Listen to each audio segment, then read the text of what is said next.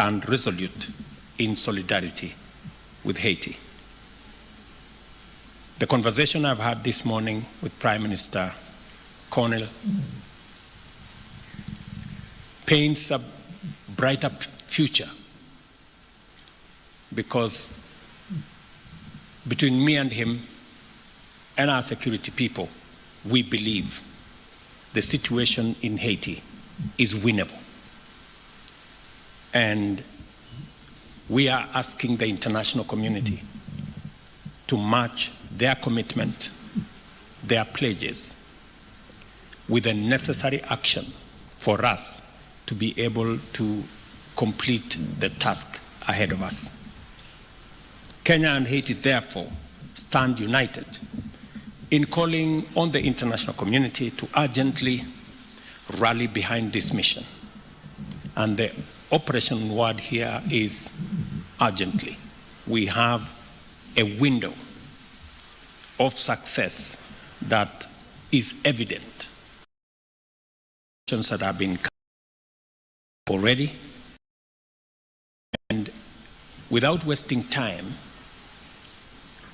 when resources are made available, there will be demonstrable progress on securing critical infrastructure, critical spaces for people to return to their homes.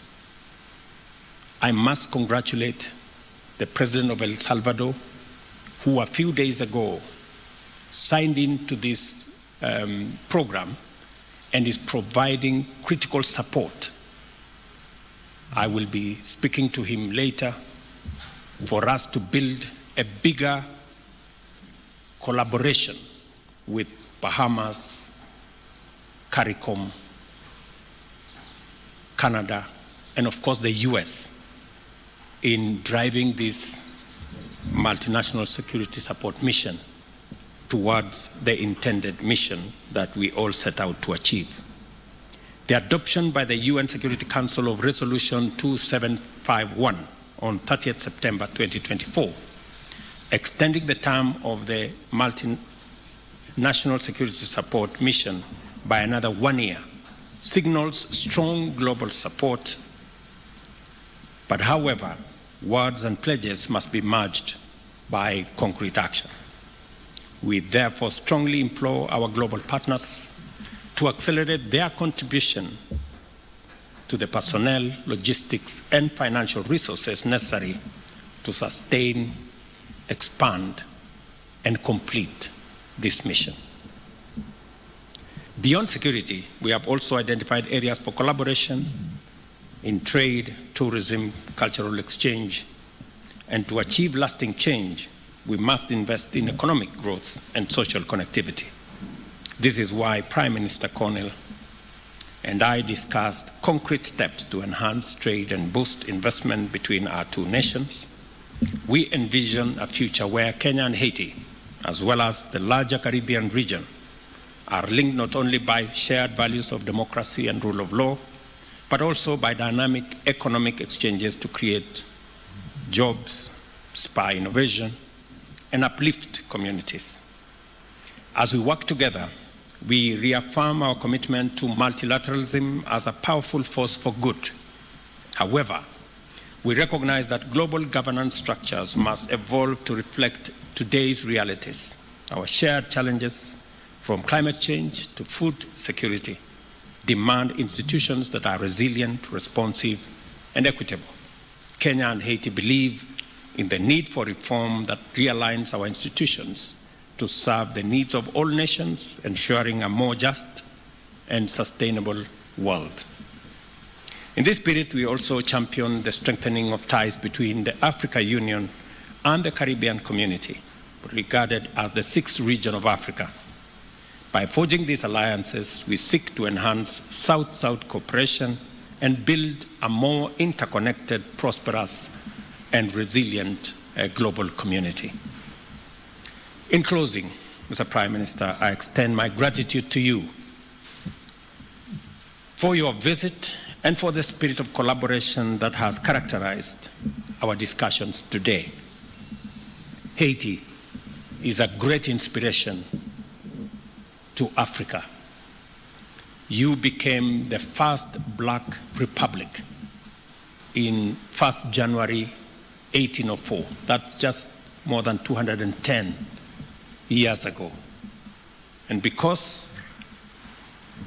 you inspired many countries with your own struggle for independence, believe in the rule of law, believe in freedom and democracy, many African countries followed in Haiti's footsteps. And today we have a free Africa that has the potential to work with Haiti, even in this mission. There are many African countries, Your Excellency, who are ready and willing to participate in this mission because of the shared history of rule of law, freedom, and democracy that we all share. We look forward to continuing this dialogue, strengthening our ties, and building a future of peace, progress, and prosperity for our nation. As you journey back home, my brother, kindly convey our best wishes to the President, Mr. Voltaire, and esteemed members of the Transitional Presidential Council, and to our brothers and sisters in Haiti. Thank you very much. Please welcome. Thank you so much. Thank you. Thank you, Mr. President. Let me first start by thanking you for hosting us. It feels so nice to be back in Nairobi, a city that I consider almost a second home, having been here so many times before. But let me also thank you for your vision, for your leadership, and for your commitment. You know, it's important to remind that Haiti is a country of 12 million people hostage to a handful of gang members, with half a population food insecure, with 600,000 displaced, with 70% of the health infrastructure that had collapsed. And this crisis came at a time when the world has its share of crisis. And you helped us tell the world that Haitian children are not less deserving than the others, and that Haitian men and women who are suffering deserve solidarity, and you led that fight with us. And today I think we're in a better place. You helped where others saw crisis, you saw opportunity and potential, and you voiced it in a very firm way, allowing for others to come together around Haiti. And me and the Haitian people are extremely grateful to you for your leadership in this critical time. I also want to, of course, extend and convey the gratitude of the Haitian people to the Kenyan people for their commitment, engagement, and sacrifice. Today, you share with us not because you have extreme abundance, but because Kenyan people have made the determination that Haiti deserves their help and support, and they've stepped up in a very significant way. Let me also reiterate what you've said. The first deployments of Kenyan contingents in Haiti have been extremely helpful, useful, professional, committed. They've engaged almost immediately, side by side with the police force. They've provided us with the wealth of experience that they have, and they continue to engage with us in a significant manner. Early on in this process, you will recall that their doubters had thought that language would be a barrier. Let me confirm that it has not. I followed directly operations in some of the most difficult circumstances, and they found ways to make sure that they protect each other and they get the mission accomplished. You said, and we agree, that this is something that we can do. If we work together, we're confident that we can see significant progress in the security situation in Haiti, and as you have pointed out, begin the rebuilding process. And we're committed to doing so. Now, obviously, our partners will have to step up and meet the commitments they've made, and the time is now. There is a sense of urgency. The progress that we're seeing is contingent on us continuing to provide the Haitian people with the relief that is desperately needed. And of course, that will only happen if the many commitments that were made by the international community actually materialized. So I'm also here to make a plea to our friends from other countries to come back to the commitments they've made and to ensure that as urgently as possible, they're able to make sure that the mission is fully funded, they're able to make sure that the police force and the contingent from Kenya have the resources they need to be able to be fully operational, and that already we're looking at the consolidation and the early recovery and the investments that are necessary to rebuild the schools, the health institutions that will sustain whatever progress we made. I can quote here the commander of the Kenyan troops in Haiti, with which I have regular meetings, when he tells me, Prime Minister, this is winnable. This is winnable. And that, of course, has inspired us all. In the next few days and weeks, we will continue to build on this progress. We've established an electoral council that will be installed. We've been able to reopen our schools. We're seeing progress in the security front as well. Obviously, the gangs are reorganizing to make it more difficult, but we're ready and we'll be steadfast. We're using our assets more effectively. We're looking at new relationships with others who may be willing to engage. We're going to see how we provide a more integrated approach solution, which would include disarmament, which would include better communication, which will include all the integrated and well thought through interventions that are usually required to address these kinds of security situations. But obviously, an effective repressive force will continue to be an essential component of that. And let me tell you that just last week, we had this incredible violent event led by a gang in the northern part of Port-au-Prince, and quickly the police and the contingent were able to deploy by road within really virtually hours to make sure that the city in question was quickly protected, and that we would have the appropriate level of response to make sure that we address the situation. So this is to say that the Haitian people now have hope in what can be achieved. It is, of course, a cautious optimism. They will expect us to do more, and they deserve more. They've suffered now for months. Hundreds of thousands still cannot go home. The infrastructure needs to be rebuilt very quickly, but they trust that the government and its partners are doing the right things. And of course, with the presence of the force, they can start to see a light at the end of the tunnel. And that, I think, we need to build on as quickly as possible. So again, thank you, Excellency, and please do convey through you our gratitude to the Kenyan people for that act of solidarity. And I can tell you that it will not be lost. Thank you very much. With your permission, we'll take a few questions. Members of the press, if we may start with your name, the media house you represent. Now let's stick to one question so that we may open up for more. We'll start with Joy from Al Jazeera, then we'll follow suit. Joy from Al Jazeera. Thank you very much, Prime Minister and Your Excellency, President Ruto. Our question is in regards to the latest attack and what has been done to safeguard the Kenyan officials who are assisting in the mission.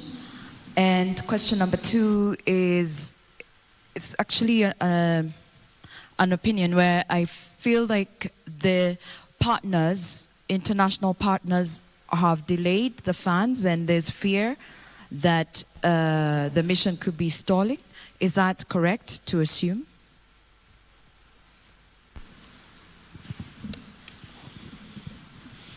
I think I'll allow, okay, do we take another question? Okay. Thank you very much, Rose Buchanan from AFP.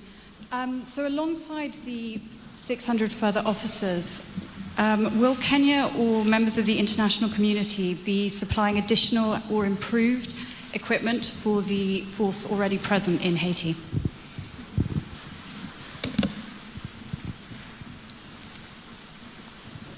Okay, we can take those ones first, or thank you very much. I think I will allow Prime Minister to respond to the first question because he has the latest information on the attack that, and as you've heard him speak to it, the response was the fastest that could have been assembled in a long time. As we talk, both the Haitian police, who are doing a wonderful job, alongside our multinational security support mission of officers from Kenya, are already in that region. I'm informed that it's a region 2 hours drive from Port-au-Prince, a region that for a very long time has been held hostage by criminals and gangs. But today we have a foothold and a footprint of both the Asian police and the Kenyan contingent in that place.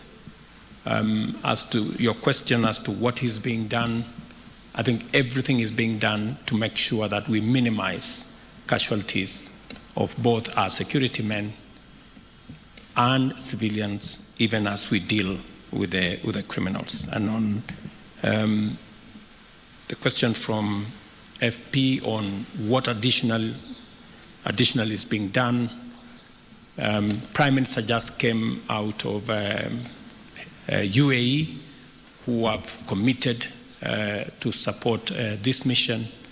El Salvador, as I told you, on the 3rd, which is just a week ago, also signed in to provide capabilities for the support for the multinational security mission. There are other consultations that are going on. Additional equipment have been provided.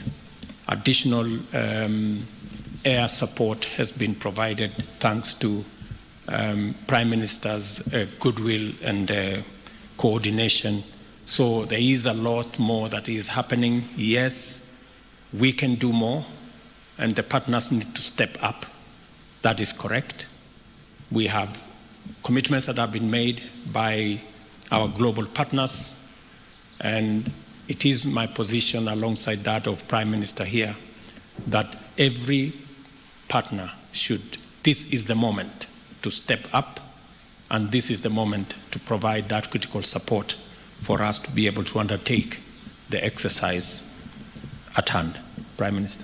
Thank you, Mr. President. I think you've covered it extremely well.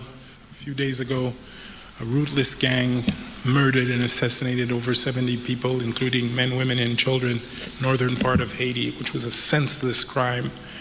And as I said, within hours, we were able to not only deploy, but this time we were able to deploy significant numbers by road, which we hadn't been able to do.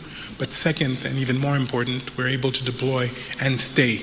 So this is no longer a reactive, temporary mission. It has become a mission to the end, to make sure that we can actually regain a level of safety that's acceptable in the region. Now, there's still a lot going on, and I don't want to by any means describe this as being done or easy, but the work is being done house by house, neighborhood by neighborhood, to ensure that these people, the people of the Artemonite region, can once and for all find peace. And I think the President has rightly stated that every operation is well thought through with the Kenyan team on the ground and the police force to ensure the greatest amount of security for the troops that will engage in these different combats. Now, obviously, this always comes with a level of risk, but we're confident that we do everything we can every time to make sure that we're protected. And as I think, as the President has mentioned, coming out of New York, we had very constructive meetings with several partners. We're seeing new engagements. The EU, for example, has doubled its commitment. We're seeing new partners come in and make new commitments. We're talking to Brazil as well, Mexico as well. As was stated, Salvador has recently, on the 3rd of October, recommitted. But you're right, we would like to see a quicker response. We would like to see more commitment, and we're going to continue to push for it. Okay. We can take a bunch of 2 more questions, then after that we can wind up to the questions. All right, my name is Nick Mudimba from CGT in Africa, China Global Television Network. The first question is, what's the situation with the motivation of the Kenyan police units in terms of their payments? Reports coming in from Haiti say they haven't been paid yet. And of course, they have families back at home depending on them. And of course, they're looking forward for their people to come back home. Second question, redeployment training. What have the current officers learned in Haiti that are actually instilling the same ideologies, survival tactics to the current ones yet to travel to Haiti? And also, which units are these that are actually joining the others in Haiti? Thank you. Your Excellencies, my name is Melita Oletenges for Citizen TV. My question is in regards to President William Ruto speaking about asking the international community to honor their pledges and match them with actions. Perhaps is there a setback for human resources, especially in the MSS, when you're saying that we are working leaner in terms of resources? Has there been a setback in terms of remunerating the operatives on ground? Thank you. Your Excellency, my name is Nyaboga Kiage from Nation Media Group. My question is, for the longest time, people in Haiti have been claiming that the Kenyan officers do not leave their camp. How true is that? Thank you. Thank you very much. I think all those questions you've asked are interconnected in some way. There is information that I can provide to you on matter security, but to a certain extent. It's not necessary for us to tell you which units are participating in this operation, because those are security matters. But on the whole, we have a budget that takes us all the way to March next year. So in terms of being able to support our officers on the ground, including those who are joining next month, we have resources to make sure that they have every support that they need up to March 2025. We are asking the international community to step up because our mandate extends all the way to October next year. All the other issues have been taken care of. As for the status of the MSS security personnel and how they are operating, I think you've heard from the Prime Minister the kind of robust engagement that is going on with our security personnel. I do not think that they would be in a camp and at the same time be in the operation area that the Prime Minister has just talked about. Maybe Prime Minister can. Really just to add that I personally have been on patrol at 1 o'clock in the morning with our Kenyan brothers and sisters that are working with us. They've engaged in very delicate and difficult operations in the center of the city. They've helped us commence to secure our port. They're involved in patrolling the university hospital and the administrative area. And more important, they're with us up north, working closely with the police force to address the current threat with the gangs. And they do so with the level of professionalism and expertise that we've learned to trust and admire. So I can tell you safely that no, we are engaging. The leadership is also very much engaged with the leadership of the police force in strategic thinking, in understanding, in collecting intelligence, and finding out how to use it more effectively. So that exchange is also helping build up the capacity of the Haitian force itself. So let me be very clear. The presence of the two contingents that we have now have been extremely, extremely helpful in helping us make the progress that we are seeing now. Thank you very much. Just so that you know, we've had Prime Minister and we had different meetings in Washington at the sidelines of the UN General Assembly. I had engagement with Secretary Blinken, and they have also committed to provide more capabilities in terms of transport and other facilities that would help us move forward. I must commend Prime Minister that 11 days ago, schools were opened in Haiti after a very long time. That's an act of courage, and we intend to provide support and ask the international community to come along with us, because there will be requirements for rebuilding some of the schools, rebuilding some of the hospitals and other facilities for the people of Haiti to begin to regain normalcy in their lives. And that additional support, aside from the security personnel and the stability and peace that we are pursuing, will be necessary to carry the community along with the social infrastructure that will help stabilize the country, create hope, and move people to the next level. So otherwise, thank you very much, and thank you for coming for the press conference. Asante sana. Thank you, Excellencies. That brings us to the end of this press briefing. We shall allow the Excellencies to retreat as we'll be guided on our next steps from here.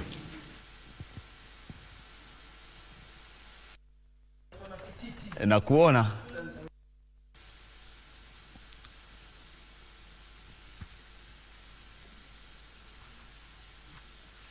We'll request that we proceed. Na msodakta mtazamaji, ni waziri mkuu wa Haiti ambaye ni Daktari Gary Conille yuko humu nchini.